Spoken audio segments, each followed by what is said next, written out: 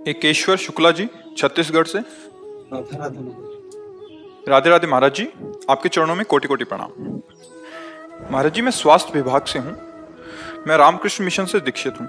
आध्यात्मिक जीवन की दिनचर्या कैसी हो जिससे परम सत्य की प्राप्ति हो, तथा मन में शंका है कि द्वेष भाव प्रभु के ऊपर रखने वाले रावण, कंस, शिशुपाल को जो गति मिली वही गति क्या बड़े बड़े साधकों, ऋषि मुनि को भी मिली? तो दोनों में अंतर क्या हुआ? पहले किस प्रश्न, इसमें तो बहुत से प्रश्न हो गए, पहले किस प्रश्न का उत्तर चाहते हो? महाराज, पहला मेरा ये प्रश्न है कि मैं दीक्षित हूँ, मेरी आध्यात्मिक दिनचर्या कैसी होनी चाहिए इसमें मुझे परम सत्य की प्राप्ति हो।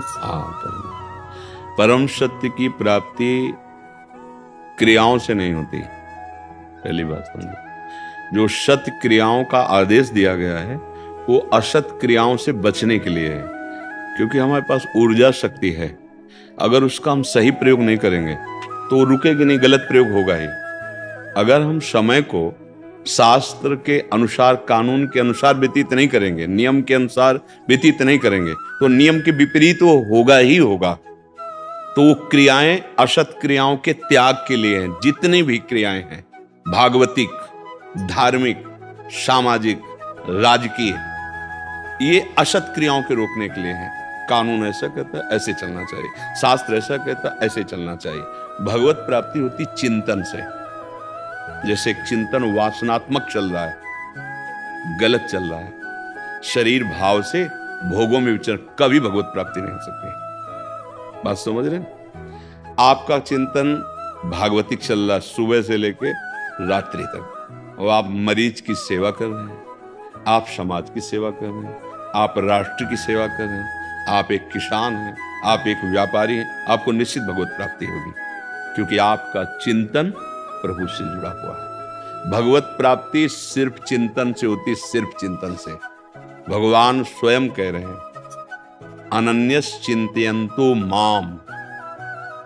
हर श्लोक में अनन्य चेता सततम यो माम स्मरति नित्यसा।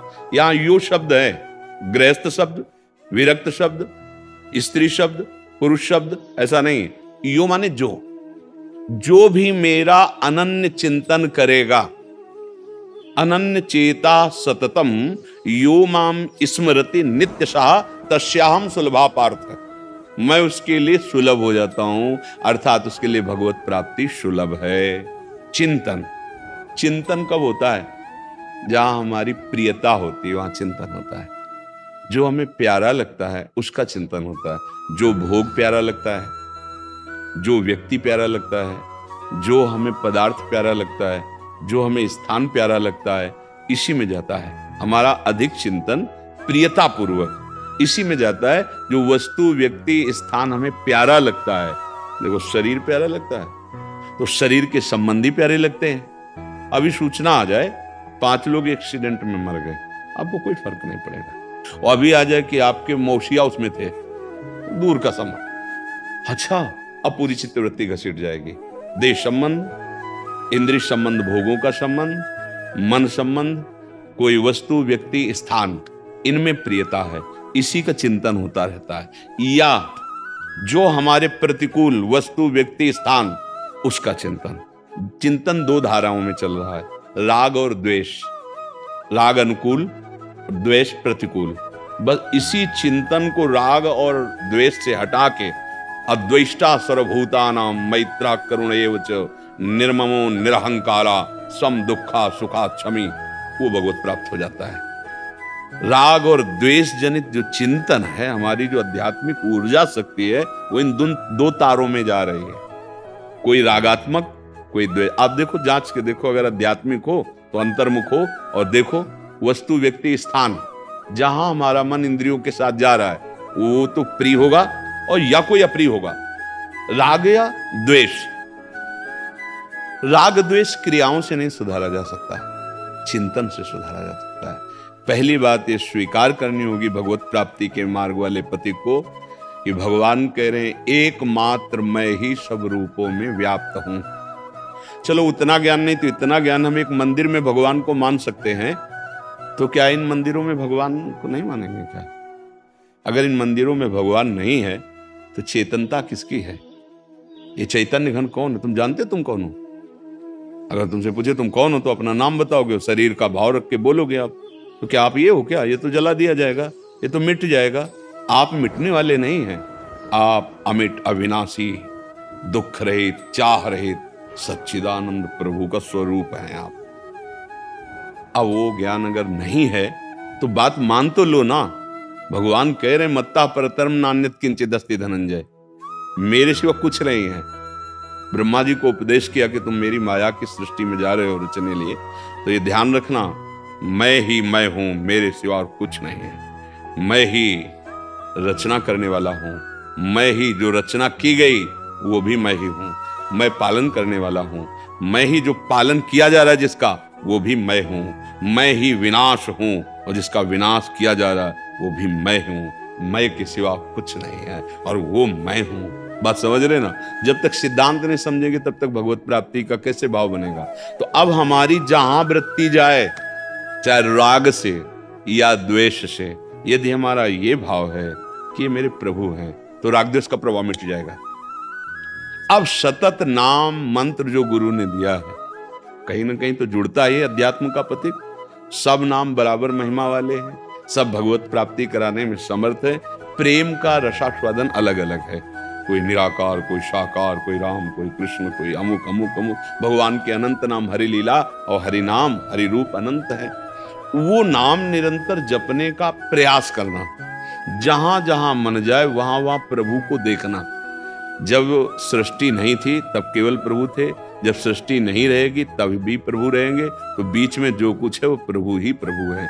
अव्यक्तादीनि भूतानि व्यक्त मध्यानि भारत, अव्यक्त निधनान्येव तत्र का परिदेवना। ये जो बीच में हम राग द्वेष कर रहे हैं, अच्छा बुरा मान रहे हैं, मेरी माया जनित मलिन बुद्धि का लक्षण है। वस्तुतः प्रभु ही।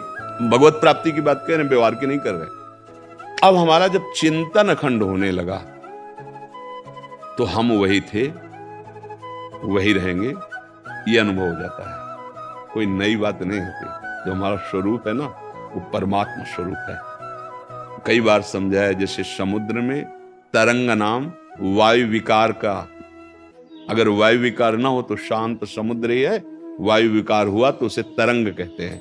ऐसे ही वो ब्रह्म स्वरूप माया के कारण, जैसे वायु विकार न कारण बना तरंग नाम का, ऐसे माया के कारण देहाभिमान प्रकट हो जाने से वो जीव कहा गया। वो अनेकता को, विभिन्नता को, भेद को प्राप्त हुआ। और माया जनित मल जहां नष्ट होता है तो त्रिगुणातीत भाव, तो एक साक्षात ब्रह्म वही है। जानत तुम्हें, तो वो भगवत स्वरूप हो जाता है। तो भगवत प्राप्ति चिंतन से होती है, सद्क्रियाओं से। असद क्रियाओं का त्याग होता है, तभी हृदय पवित्र होकर भगवदाकार होता है। तो चिंतन कहाँ है ये देखते रहिए। अगर चिंतन नहीं देखा तो बाहरी क्रियाओं का कुछ और फल हो सकता है। उद्देश्य क्या है आपका? क्रिया तो भागवतिक है, चिंतन क्या है? अब क्रिया एक सांसारिक है, वो कोई अधिकारी है, वो कोई किसान है, कोई व्यापारी है, या कोई राजकीय विभाग में, या कोई प्राइवेट किसी भी विभाग में कार्य कर रहा है, बड़ी जिम्मेवारी से काम कर रहा है। और अंदर से चिंतन है कि भगवान ये आपकी सेवा सृष्टि की है, और उनका स्मरण कर रहा है। अधर्माचरण वो महात्मा है, वो भगवत प्राप्ति के योग्य है, भगवत प्राप्त होगा। भगवत प्राप्ति चिंतन। या एक पॉइंट केवल बचता है आखिरी में, आखिरी में कैसे भी नाम निकल जाए भगवान का तो भगवत प्राप्ति हो जाएगी।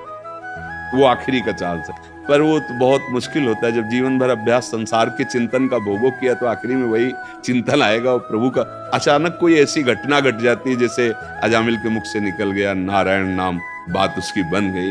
वो कोई बिरला ऐसा साधु कृपा, भगवत कृपा से, नहीं तो जीवन भर जिसका अभ्यास किया जाता है परिणाम वही होता है। तो हम जीवन में अभ्यास करें भगवत चिंतन का, इससे भगवत प्राप्त। अब दूसरा प्रश्न क्या है? मेरा शंका ये है महाराज कि जैसे द्वेष भाव रखने वाले रावण, कंस, शिशुपाल, इन लोग को जो परम गति मिले हैं वो हमारे महान ऋषि मुनि को भी मिले हैं, तो दोनों में अंतर क्या है? प्यार से जो रसास्वादन करके भजन किया जाता है उसमें जो अपार सुख होता है, वो भगवान का चिंतन द्वेष से भी सतत कर रहे हैं, सतत कर रहे हैं। कंस को एक सेकंड भी प्रभु के सिवा और कुछ याद नहीं था, हर समय भयभीत होकर वो श्री कृष्ण का चिंतन करता था। शिशुपाल भगवान को गाली देता था, हर समय उसको कृष्ण का चिंतन, पर द्वेष पूर्वक। हृदय में दाह थी, पर जिसका चिंतन कर रहे हो सच्चिदानंद में, उसके फल स्वरूप भगवान को प्राप्त हुआ, पर स्वाद तो नहीं मिला ना। स्वाद भक्तों को मिला। पुलकित शरीर है, रोम रोम आनंद से प्रफुल्लित है, गदगद कंठ हो रहा, नेत्रों से अश्रु बह रहा, जगत को पावन करता हुआ जोर जोर से पुकार रहा है, राधा राधा राम कृष्ण हरि सतरति सतरति सा लोकांतारयति। वो सुख भला उनको गति तो मिली, गति तो पूतना को भी मिली। जहर लगाकर 9 लालजू महाराज को मारने जा रही है, गति तो वही मिली जो यशोदा मैया को मिलती है। लेकिन जो सुख यशोदा मैया को मिला, क्या पूतना को मिला? क्या नहीं मिला ना भक्त को। ये हमारे भगवान की महिमा है कि वो अपने द्वेष करने वालों को भी परम गति देते हैं। पर भक्तन पाछे यूं फिरे जीव बछड़ा संगाए। सुदर्शन से शिषपाल का स्पर्श कराकर उद्धार किया, परम पद दिया, लेकिन शिषपाल के चरणों के पीछे थोड़ी घूमे भगवान। ऐसे थोड़ी जैसे एक छोटे से बच्चे के व्याकुलता में मां दौड़ती है, ऐसे थोड़ी ऐसे भक्तों के पीछे भक्तन पाछे यो फिरे जीव बछड़ा संग गाए। जहां जहां भक्त चरण रखे वहां वहां रखूं हाथ, पीछे पीछे मैं फिरूं कभी न छाड़ूं साथ। गाली देने वालों को परम पद तो मिल गया, पर जो प्यार और दुलार प्रेमियों को मिला वो किसी को नहीं मिला। वो लक्ष्मी जी को भी प्यार दुलार नहीं मिला जो ब्रज की गोपियों को मिला। अश्रु प्रवाह से पुलकित होकर रज भिगो रही है, हा श्याम सुंदर हा। इस महान पुकार में जो सुख है वो परम पद में भी सुख नहीं है। मोक्ष को प्राप्त हुए महापुरुष भी इस सुख को जब देखा तो चिल्ला पड़े, कृष्णात् किमपि परम तत्त्वमहं न जाने। ब्रह्म तत्व में स्थित महापुरुष जब देखे मुरली मनोहर के प्रेम भाव, तो बोले कृष्ण से बढ़कर कोई परम तत्व में नहीं जानता। ऐसा तो भगवत प्रेम सबसे बड़ा सुख है। हाँ, गदगद सुर नैना सजल दंपति रस रहे भीन, ईगत वृंदा विपिन में फिरे प्रेम तल्लीन।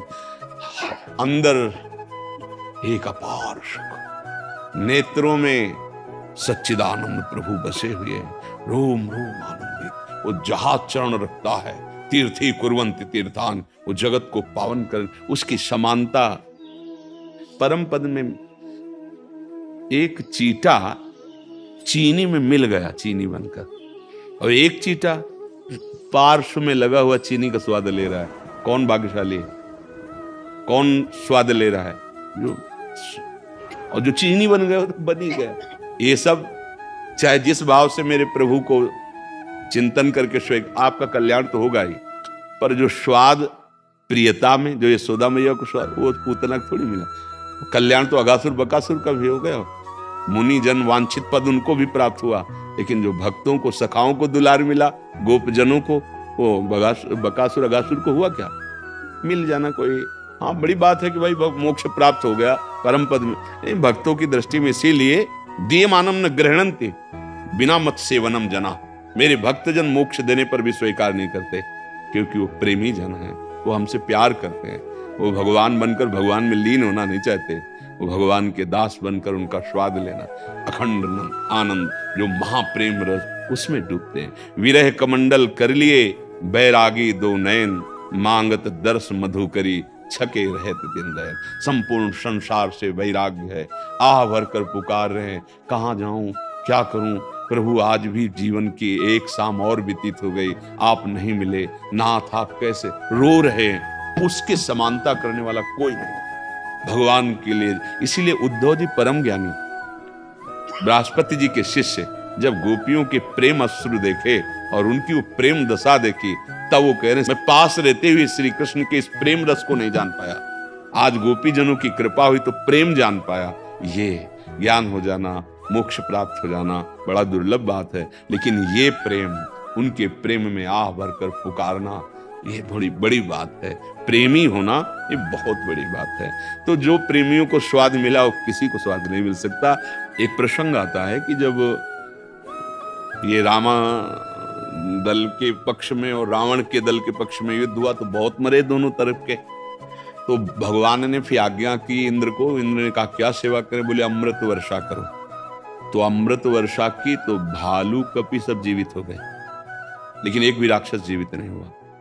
तो वे हुआ कि वर्षा तो दोनों दल में, क्यों जीवित नहीं हुआ? तो बोले जितने राक्षस थे सब मुक्त हो गए, क्योंकि उनके सामने भगवान थे, और ये जितने थे उनके सामने राक्षस थे, इसलिए वो मुक्त नहीं हुए।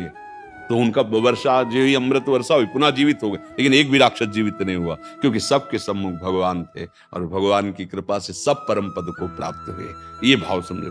तो हमारा जो चिंतन है जब प्रभु के प्रति प्रेममय होता है, तो जो सुख प्राप्त होता है वो परम पद में सुख नहीं है, कैवल्य पद में भी नहीं। इसीलिए भक्तों ने उसको त्याग किया है और भगवान की चरण दासता मांगी है। कि जब भगवान ने ध्रुव जी को परम पद दिया ना, अटल पदवी, तो ध्रुव जी के हृदय में जलन हुई, परम पदवी प्राप्त हो।